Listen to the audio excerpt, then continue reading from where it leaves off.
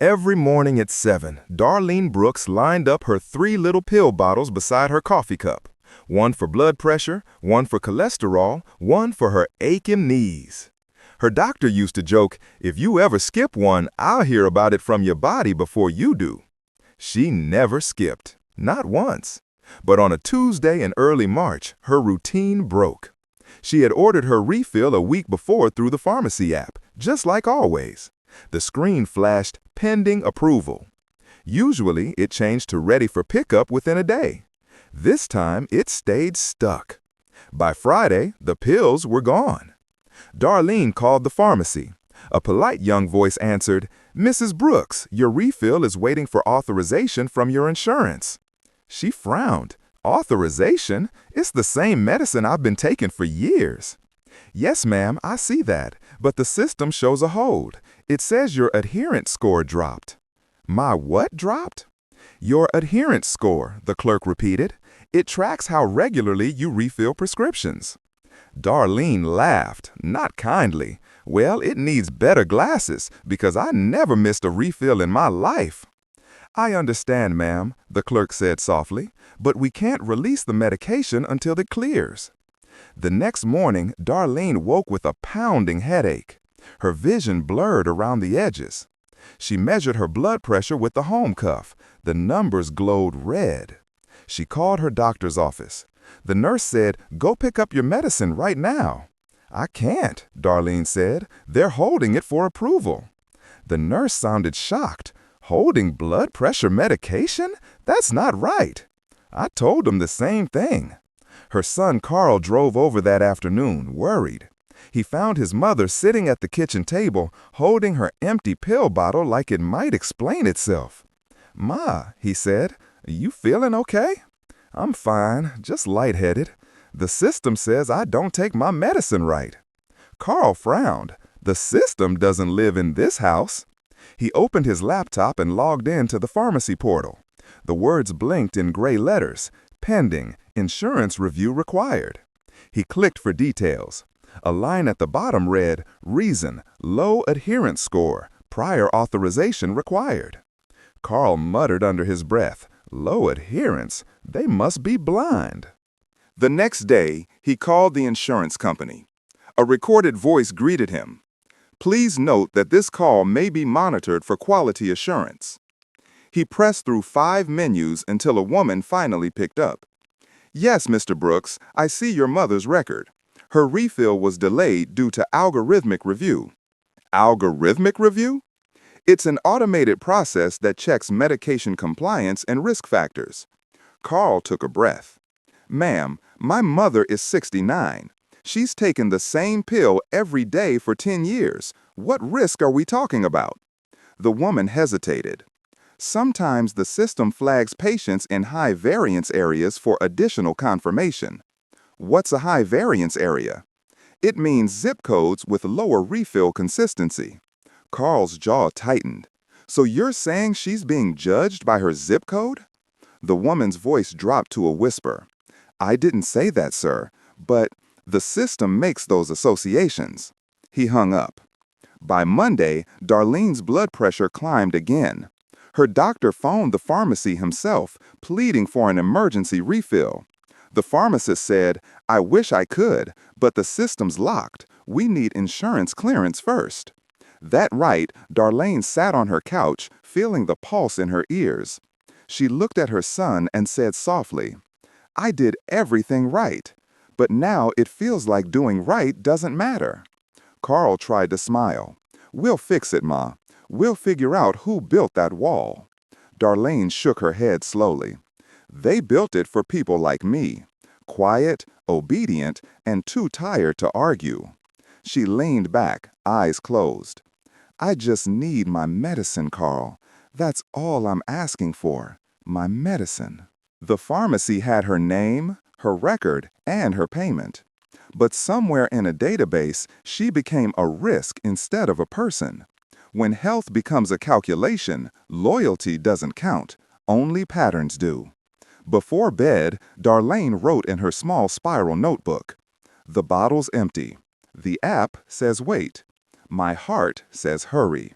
She closed it and whispered to herself, "Tomorrow, we start asking questions." Next, Carl begins to uncover how the pharmacy code actually works and learns that the algorithm deciding his mother's care was designed to save money, not lives. Carl had always thought refilling a prescription was simple. The doctor sends it, the pharmacy fills it, the insurance pays for it. But after watching his mother wait nearly 2 weeks for her blood pressure medicine, he knew there was more to the story, something hiding in the screens and codes. That morning, while Darlene rested, he sat at her kitchen table with his laptop open. He typed Pharmacy Adherence Algorithm Insurance. The first result was an article titled Predictive Adherence Models Reduce Cost and Waste. It was full of words that didn't belong anywhere near medicine: segmentation, risk optimization, low-value utilization. Carl whispered, they turned care into math. He called the pharmacy again and asked for the manager. "Ma'am," he said, "I need to understand why my mother's refill is stuck. What's an adherence score?" The manager sighed. "It's how the insurance decides if a patient's likely to take their medicine properly." "Based on what?" "Well, things like how often they pick up refills, changes in pharmacy, missed payments, travel distance, sometimes zip code." Carl raised his voice. "So basically, the computer guesses who's responsible?" She hesitated. "That's one way to put it. We just see the decision after it's made." "So the machine tells you who gets medicine?" "I wish that weren't true," she said quietly. That afternoon, Carl visited his mother's doctor. The physician looked tired but sympathetic.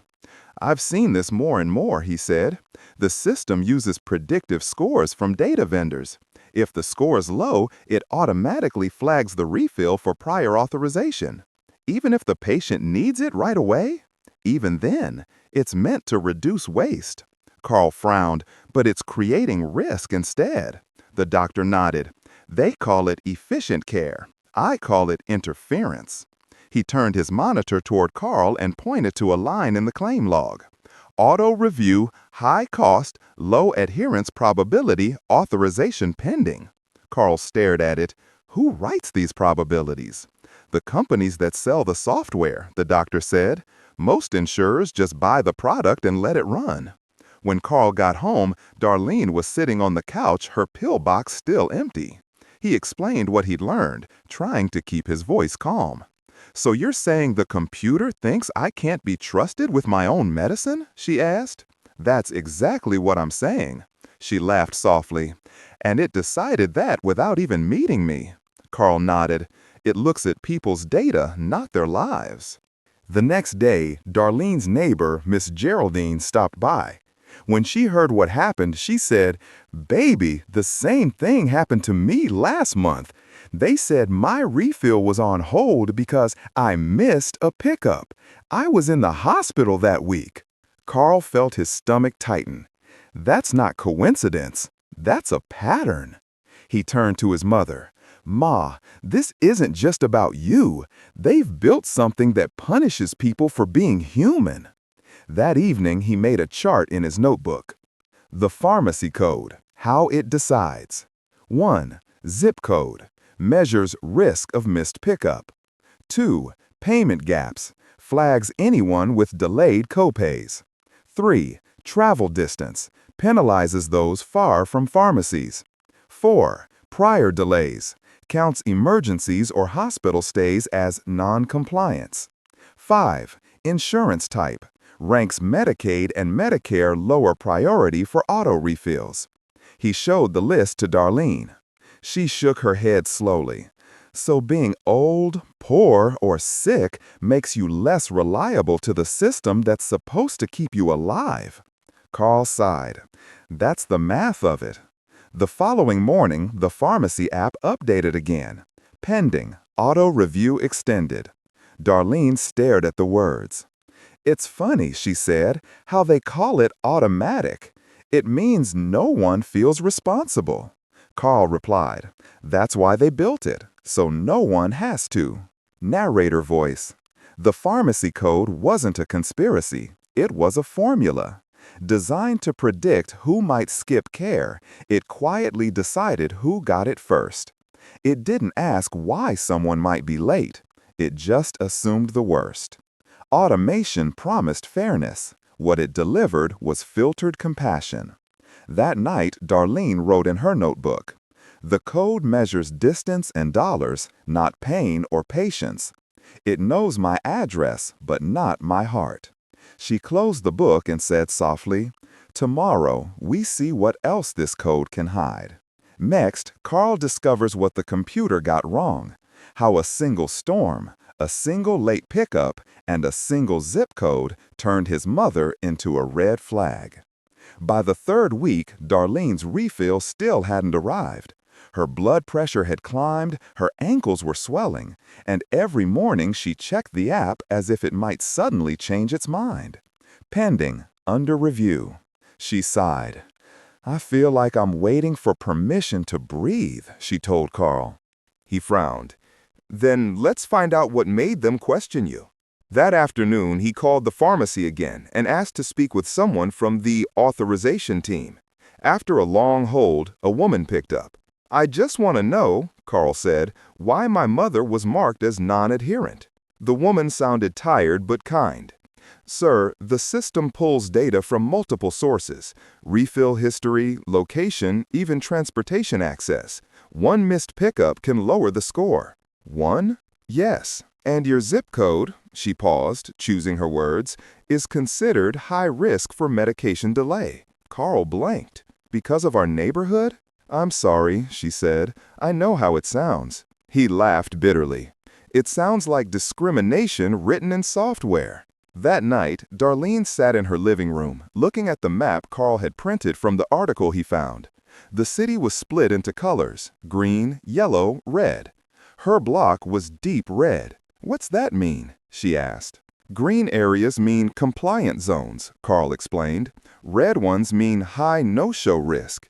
It's supposed to help insurance companies predict who'll refill on time." She squinted at the paper.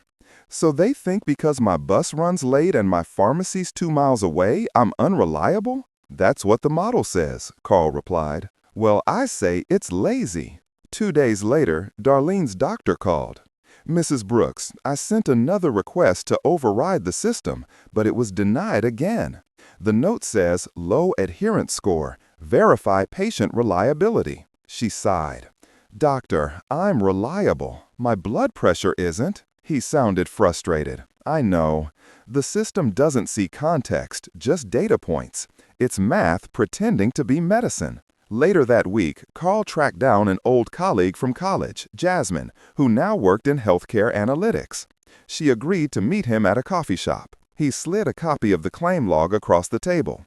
"Explain this to me. Why is my mom being punished for living in her zip code?" Jasmine read the document carefully. "This is a standard adherence model," she said. "They call it smart risk management, but really it's just predictive profiling." "Profiling?" "Yeah. It groups patients by social factors. The algorithm assumes people in certain areas or income brackets are more likely to skip medication, so it slows down approvals to reduce waste." Carl shook his head. "That's not efficiency, that's bias with a badge." Jasmine nodded. "I know. We tried to warn them. They said the data doesn't discriminate. People do." Carl leaned forward. "But people built the data." She sighed. "Exactly." When Carl told his mother what he'd learned, Darlene chuckled softly. "You mean the same storm that shut down the buses last year is now part of my medical record?" "Basically," Carl said. She smiled sadly. "Ain't that something? They took a one-time delay and turned it into a lifetime judgment." That evening, Darlene sat on the porch, holding her empty pill bottle. "You know what hurts the most, Carl. Not that the machine got it wrong. It's that no one cared enough to check." Carl looked at her, his jaw tight. "We'll make them care, Ma. We'll show them what happens when the data lies." The computer didn't misunderstand Darlene. It misunderstood life. It couldn't see the storm that closed the pharmacy, the late bus, or the steady hands that never missed a dose. It turned barriers into blame and patience into proof of neglect. That night, Darlene opened her notebook again and wrote, "The machine saw a delay, not the weather. It saw a number, not my effort. It saw a zip code, not my story."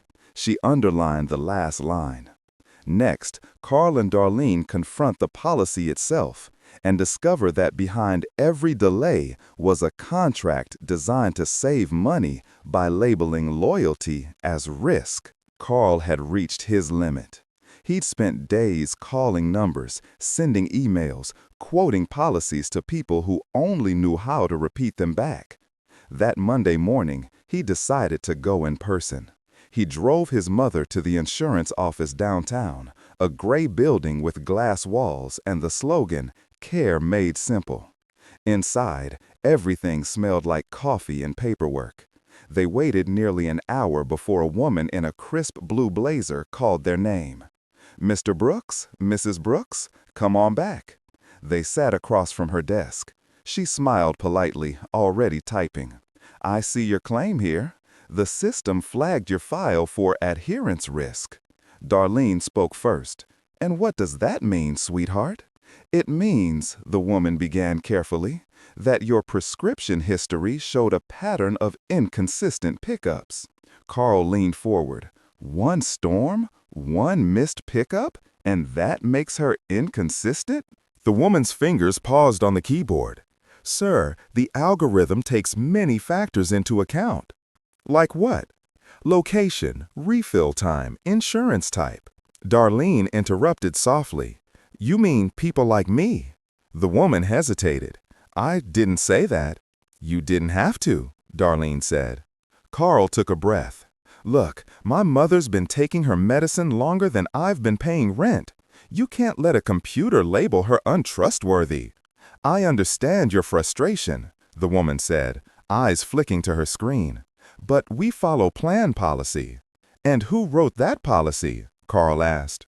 "Our data management partner." "So the same company that makes the software writes the rules for using it?" She gave a tight smile. "It's all part of compliance." Carl shook his head. "That's not compliance, that's convenience." After the meeting, they stopped by the pharmacy again. The pharmacist, a middle-aged man who looked as tired as they felt, recognized them immediately.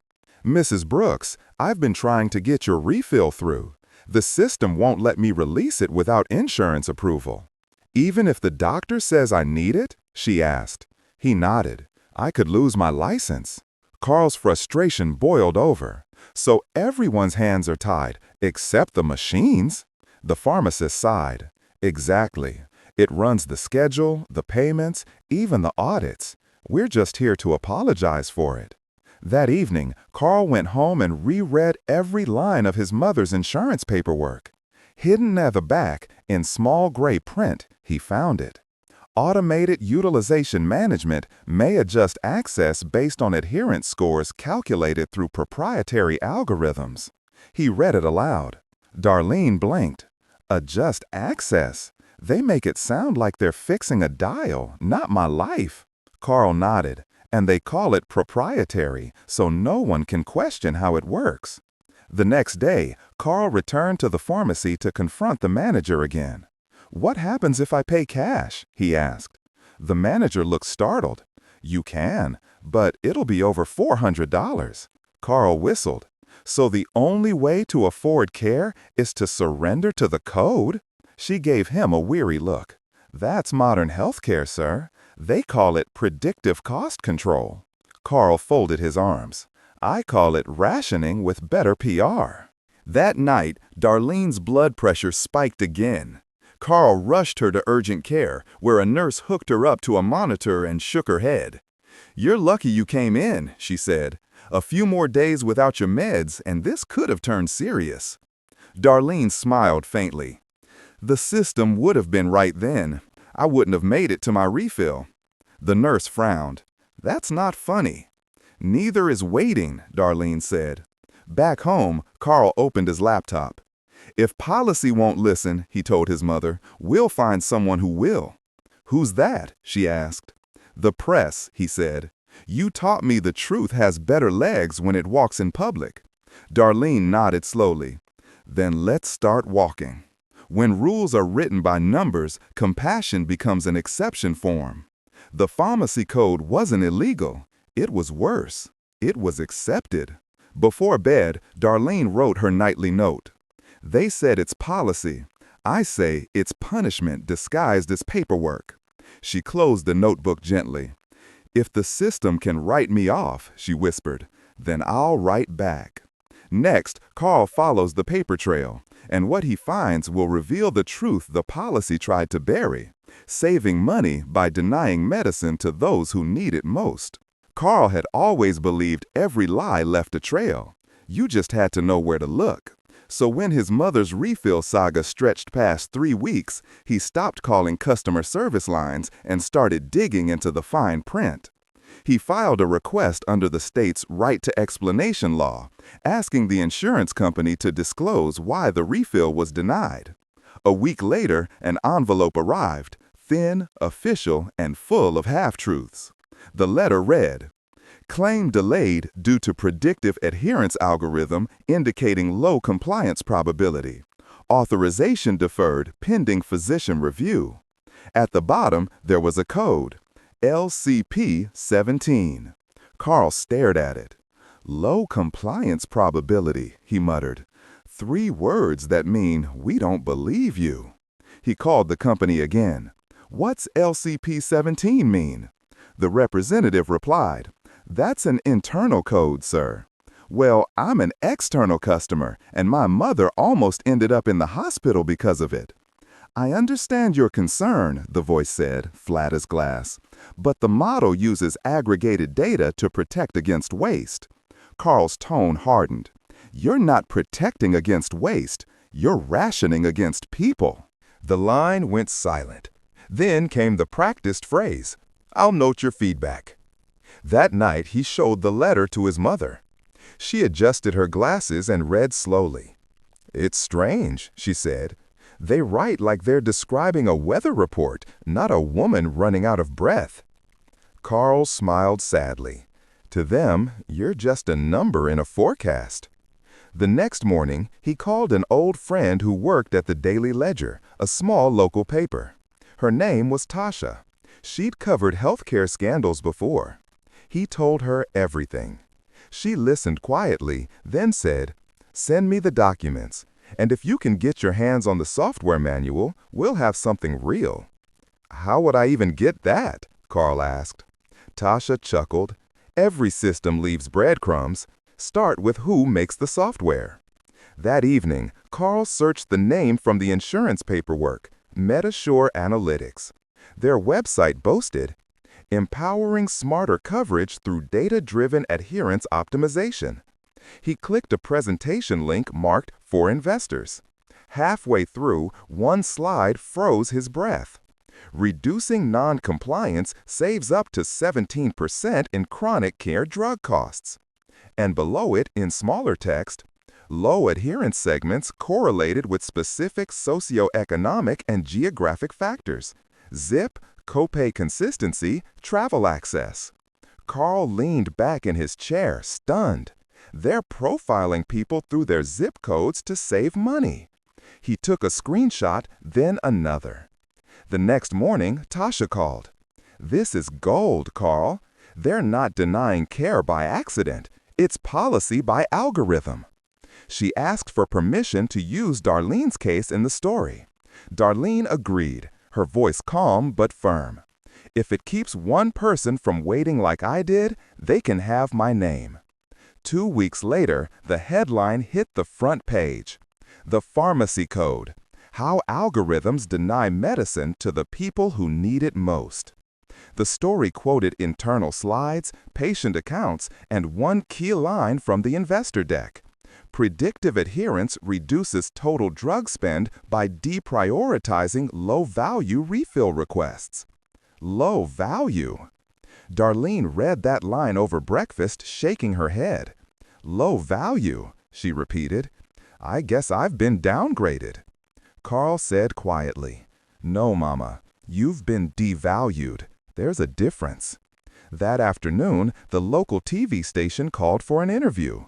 Darlene sat on her porch, her blood pressure finally under control thanks to a rushed refill the company approved after the story broke. The reporter asked, "How does it feel to know a computer made that call?" She smiled gently.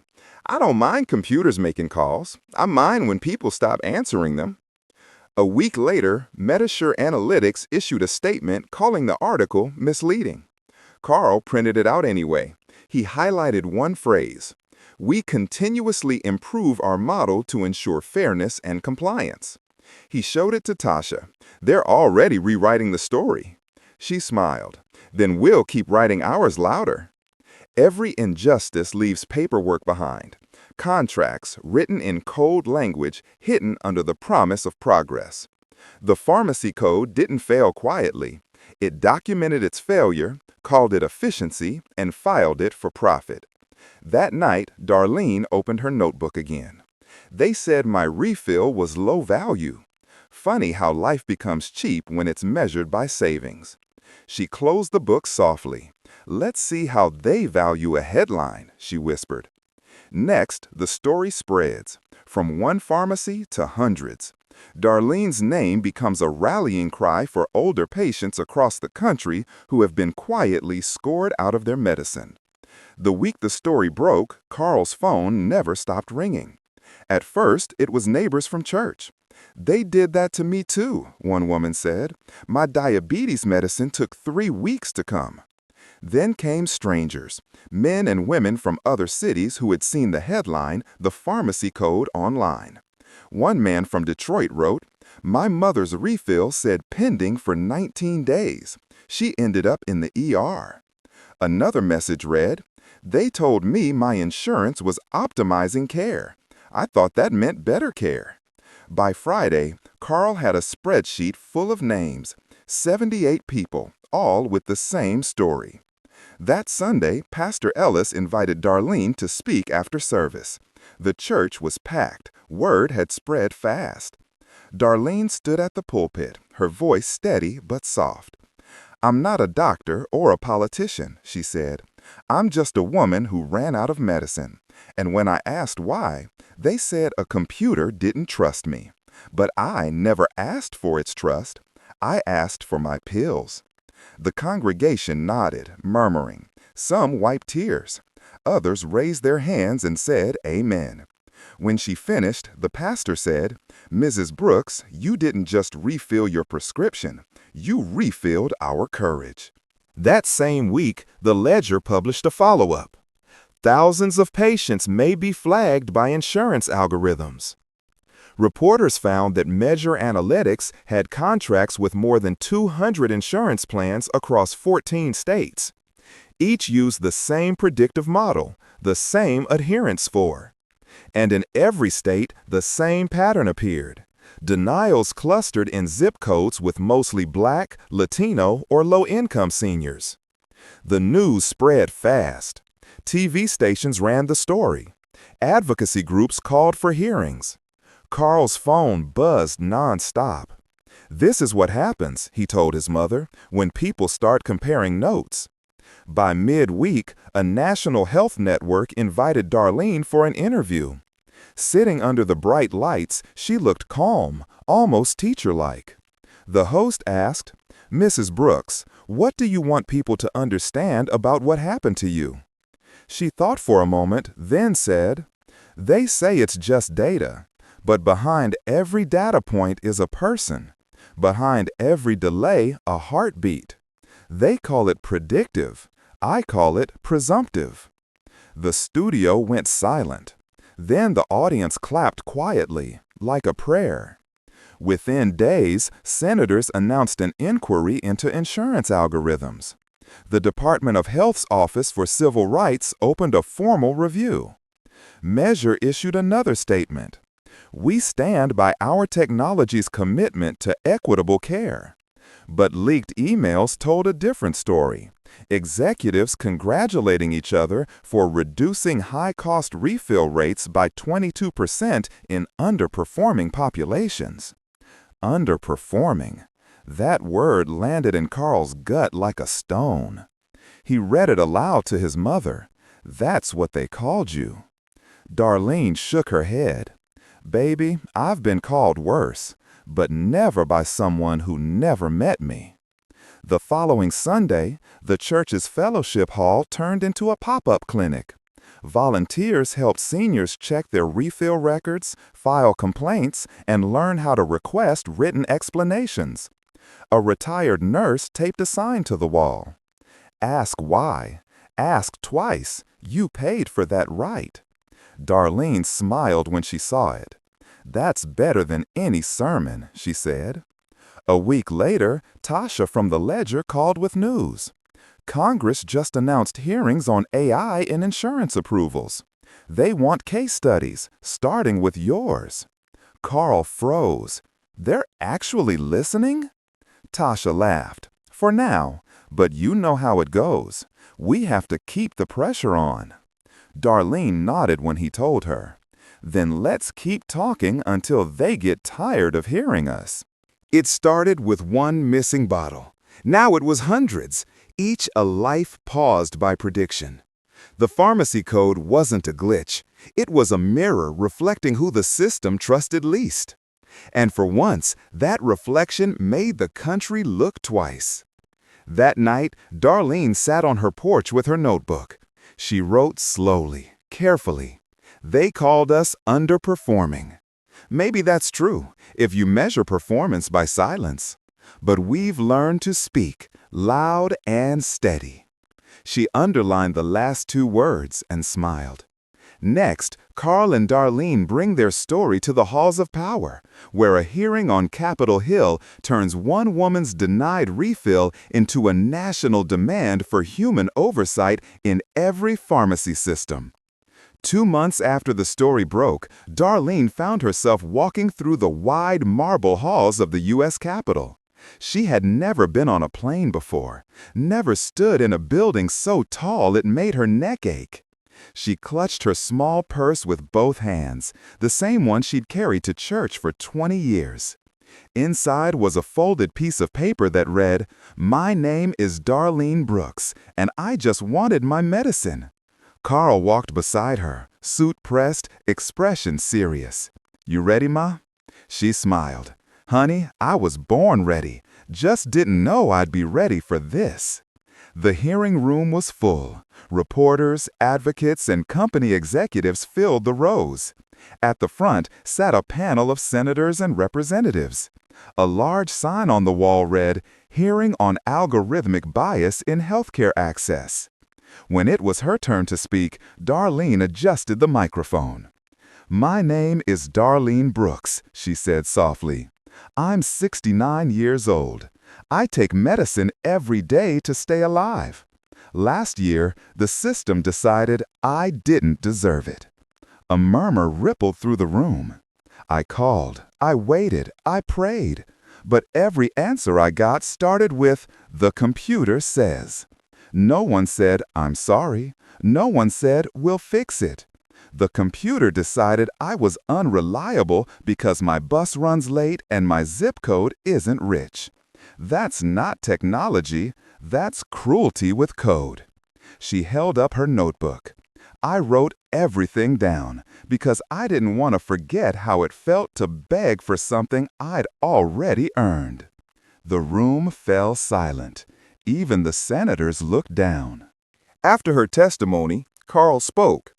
He presented the documents he'd gathered, the slides, the emails, the investor pitch. "This isn't about one company," he said. "It's about a culture that treats fairness like an upgrade. You can't automate compassion." One lawmaker leaned forward. "What do you want from us, Mr. Brooks?" Carl didn't hesitate. "Transparency, human oversight, accountability. Every system that decides care should have a person who can say, 'Stop.'"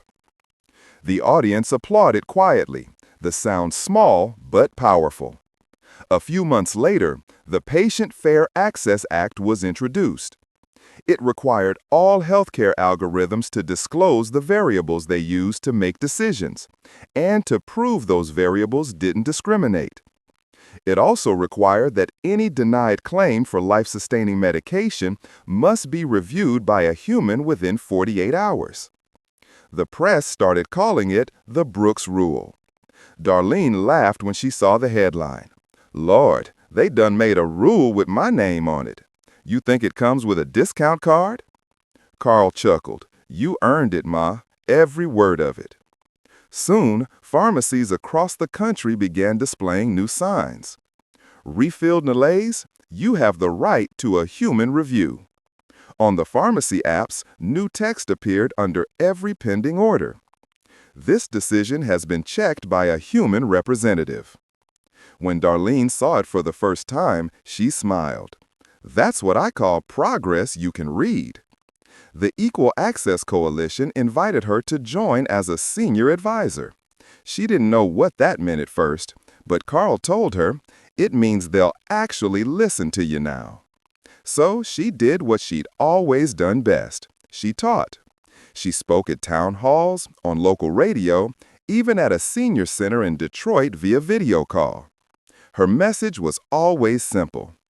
If a system forgets you, remind it who you are, out loud.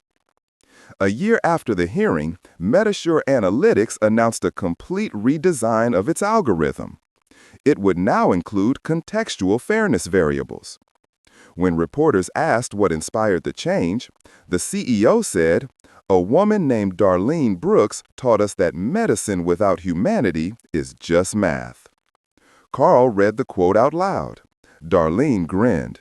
"Well, look at that. The machine finally went back to school." Who can fix it?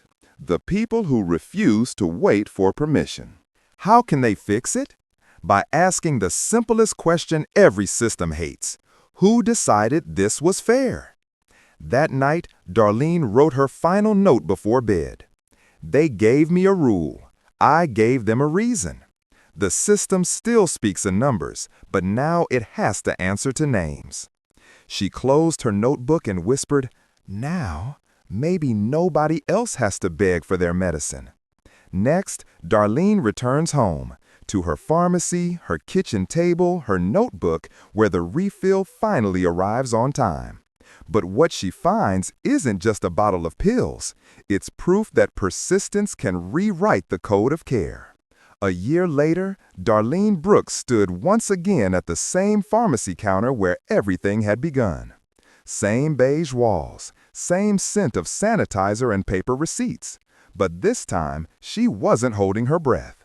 The pharmacist smiled when she walked up. "Good morning, Mrs. Brooks. Here for your refill." "Yes, honey," Darlene said, smiling back, "and I'd like it without the drama this time." He laughed. "No worries. We've updated our system. Every refill that gets delayed now has to be confirmed by a real person before it's approved or denied." She tilted her head. "You mean a human being?" He nodded proudly. "Human flesh and blood. The Brooks Rule made sure of that." Darlene chuckled. "Well, that's one policy I don't mind being named after." He handed her the familiar orange bottle. Across the label was a small printed line, "Verified by human review." She traced the words with her finger, then whispered, "About time." At home, she lined the bottle next to her coffee mug, just like always. The morning light caught the little white pills, and for the first time in months, she felt peace settle over her. Carl arrived a few minutes later, carrying groceries. "They came through?" he asked.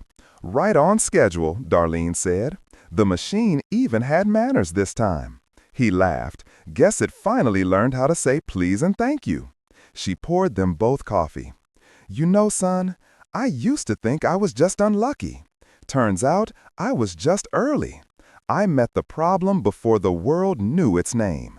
Carl smiled. "And because you spoke up, nobody else has to meet it the same way." A week later, she received a letter from a woman in Texas. The handwriting was shaky but strong. Mrs. Brooks, because of your story, my mother got her medication on time. I wanted you to know she's doing better. Darlene folded the letter and tucked it inside her notebook. The pages were full now. Months of notes, questions, and prayers turned into proof that one voice could move a mountain of code. The following Sunday, her pastor called her up to the pulpit again. The congregation stood and applauded. She raised her hand, smiling shyly. "Now don't make a fuss," she said. "I just asked for what we all deserve, a system that remembers who it's serving." The pastor nodded, and now it does. He gestured to a banner hanging above the choir. Faith is showing up, even when the system says wait. That evening, Darlene sat at her kitchen table, pen in hand. She wrote her final entry. The refill arrived. Not late, not pending. The machine remembered my name, but only because I made it learn. She paused, then added, "They say I changed policy. I say I reminded it of its purpose. Health is not a privilege to be scored. It's a promise to be kept." She closed the notebook gently, her eyes glistening. A few days later, she visited a local senior center where volunteers were hosting a Know Your Rights workshop. On the table lay printed leaflets titled The Refill Rights Checklist. She smiled as she read them aloud. 1. Ask for a written reason when your refill is delayed. 2. Request a 30-day temporary supply if waiting for approval. 3. Confirm if your insurance uses an adherence algorithm. 4. Ask your doctor to file an emergency exception for chronic illness. 5. Keep a refill journal. Your notes matter. The seniors nodded, taking notes. One woman raised her hand. "Mrs. Brooks, do you ever worry the system will forget again?" Darlene thought for a moment, then said, "Maybe, but this time we've got our own record. The next time it forgets, we'll remind it faster." In the end, Darlene didn't just get her medicine. She gave everyone the right to be seen by more than data. The Brooks Rule became law in 17 states, and every pharmacy in the country now prints one new line on every receipt. If your refill is delayed, you have the right to ask why and to be heard. Care isn't efficient until it's fair. The Brooks Rule, 2029. If this story opened your eyes, share it. Someone you know might be waiting on a refill that never comes. Subscribe to Older Black Person Stories When Data Meets Dignity for more real stories about courage, accountability, and the right to be seen.